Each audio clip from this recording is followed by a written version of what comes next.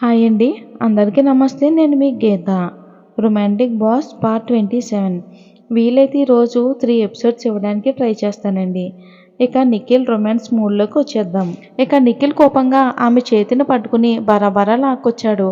అతని వేగాన్ని అందుకోలేక చీరని చేతిలో పట్టుకుని నానా అవస్థలు పడుతూ అతని వెంటే అతన్నే బండబూతులు తిడుతుంది. నిక్కీ రేయ్ ఐరన్ రాడు, అది చెయ్యినా లేక చెక్ ట్రాక్టరా? ఏంట్రా అలా పట్టుకుని లాగుతున్నావు? మహాప్రభు నన్ను వదిలే అయ్యా. నిన్ను మీ అమ్మ ఎలా మోసిందిరా చిన్నప్పుడు? ఎలా పట్టావరా పొట్టలో రాడ్డు అని లోపలే తిట్టబోయి పైకనేసింది. ఆమెను లాక్కెళ్ళేవాడు కాస్త ఆగి ఆమెను వెనక్కి నెట్టి అతని గుండెలకు గుద్దుకున్నాడు.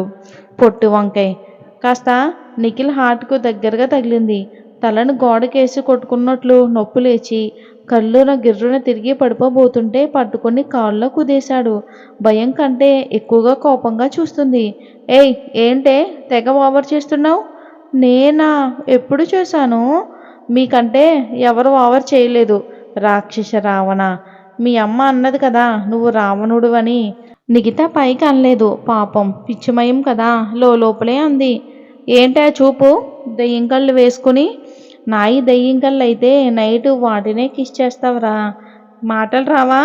మోగముద్దులు అలా చూస్తున్నావు అని గట్టిగా అరిచేసరికి తేరుకుని అది సార్ అని నసుగుతుంది నిఖిత. ఏంటి నేను ఇప్పటి వరకు ఏమీ అనలేదా? అంటే అంతా నాలోనే అనుకున్నానా? ఛ, ఈయన గారిని తిట్టే రోజు కూడా వస్తే బాగుండు అని నిట్టూర్చింది. డ్రైవింగ్ సీట్లో నువ్వు ఉంటే ఎవరు డ్రైవ్ చేస్తాడు అని కసిరాడు.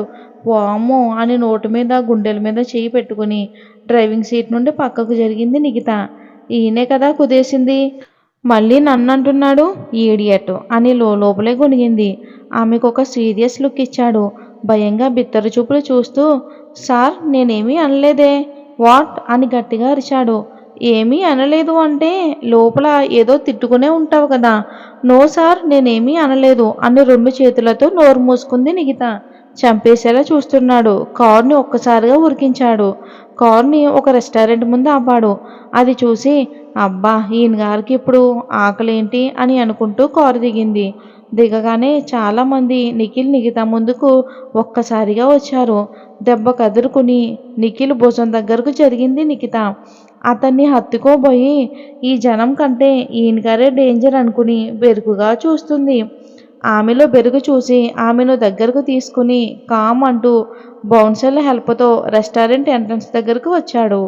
చాలామంది పూలు జల్లుతున్నారు. కెమెరాలు ఫోకస్ చేసేసాయి. అందరూ నిఖిల్నే చూస్తున్నారు. మన తింగర్ బేబీకి మాత్రం ఏమీ అర్థం కావటం లేదు. అనుమానంగా చూస్తూ అతను వెనుకకు పోతూ ఉంటే ముందుకు లాగి అక్కడ రిబ్బన్ కటింగ్ ఏర్పాటుకు ముందుకు తీసుకొచ్చి నిలబెట్టాడు. ఇక నిఖిత భయంగా అయోమయంగా చూస్తుంది. తమరు మీరిప్పుడు చీఫ్ గెస్టా? సో రిబ్బన్ కట్ చేయి అని తాటి చెట్టు కొంచెం బెండ్ అయ్యి చెవిలో గుసగుసగా చెప్పాడు నిఖితకి నిఖిల్. కళ్ళు పెద్దవి చేసి చూస్తుంది. ఏయ్ తొందరగా ఫినిష్ చేయి, నీతో చాలా పని ఉంది నిఖిత చెవిలో చెప్తూ కెమెరామెన్ ఫోకస్ చేసిన వైపుకు తిరిగి చూస్తుంది.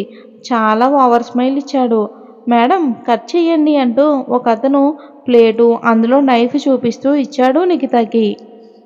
అయోమయంగా తన చీర చూసుకుంది. ఎల్లుండి ఈసారి వేర్ చేయమన్నాడు. ఎందుకో అనుకుంది. ఈ ఓపెనింగ్కి తీసుకురావడానికి అనుకుంటా అని నవ్వుతూ ఓపెన్ చేసింది.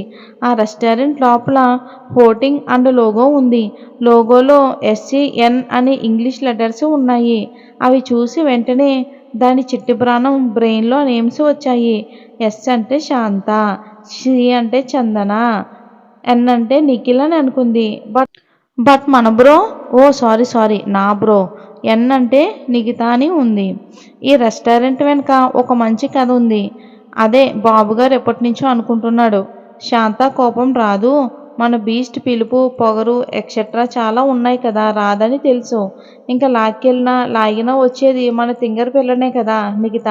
అందుకే తీసుకొచ్చి నిఖితతో ఓపెనింగ్ చేయించాడు. ఇద్దరు ఒక టేబుల్ దగ్గర కూర్చుంటే ఆ రెస్టారెంట్లోని చెఫ్లు chicken kebabs and fried rice, హెవీగా స్పైసీ అండ్ ఆయిల్ ఫుడ్ తీసుకొచ్చారు. నిక్కీ బేబీ నోరు ఊరిపోతుంది. బట్ నిఖిల్ను చూసి ఆ వాటర్ను మింగేసింది. నిఖిల్ మాత్రం only egg and aloo biryani అని చెప్పాడు. అప్పుడే ఎంట్రీ ఇచ్చాడు మన అల్లరోడు. అసలు అక్కడికి అలరోడు ఎలా వచ్చాడో చెప్పుకుందాం. మామ అల్లుడు ఇద్దరు కలిసి ఆ హాస్పిటల్ క్యాపిటర్ ఏరియాలో ఎదురుగా కూర్చుని కాఫీ అండ్ బిస్కెట్స్ ఆర్డర్ చేశారు. అది రాగానే ఇద్దరు తాగుతూ బిజినెస్ విషయాలు మాట్లాడుతూ అసలైన రాము ప్లాన్ని చెప్పాడు. అది విన్న అలరోడు మైండ్ బ్లాక్ అయ్యింది. ఈ దెబ్బతో అర్జున్ దత్త ఫినిష్ అవుతాడు. రాము అందం వెనుక ఇంత క్రూరమైన ఆలోచనలు ఉన్నాయని అర్జున్కి ఇప్పుడు అర్థమయ్యింది. ఏంటి సార్ ఏమంటున్నారు? అవును అర్జున్, నేను చెప్పింది ముందు చెయ్యి, ఆ తర్వాత కథ నేను నడుపుతాను. నీకు డబ్బులు, ఆస్తి, ఫారెన్లో జాబ్, ఎవ్రీథింగ్ నీ ముందుంటాయి. ఇక అర్జున్ మనసులో అలజడి, టెన్షన్ లాంటిది మొదలయ్యి ఒక రకమైన భావం మెదిలి వెంటనే ఓకే సార్, మరి ఎప్పుడు చేద్దామని అన్నాడు అర్జున్.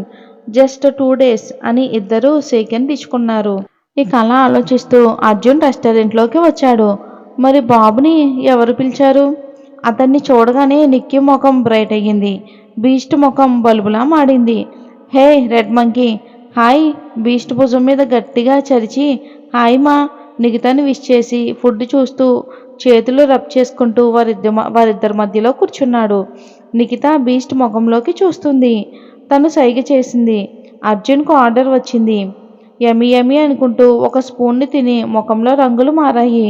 వెంటనే వాటర్ బాటిల్ అందుకుని గడగడా తాగేశాడు. ఏసీలో కూడా చెమటలు పట్టాయి. ఇక నిఖిల్ అర్జున్ని తీక్షణంగా గమనిస్తున్నాడు. అతని అనుమానం ఈ రోజుతో తీరిపోతుంది అని మనసులో సంతోషపడ్డాడు ఇక బీస్ట్ నిఖిల్.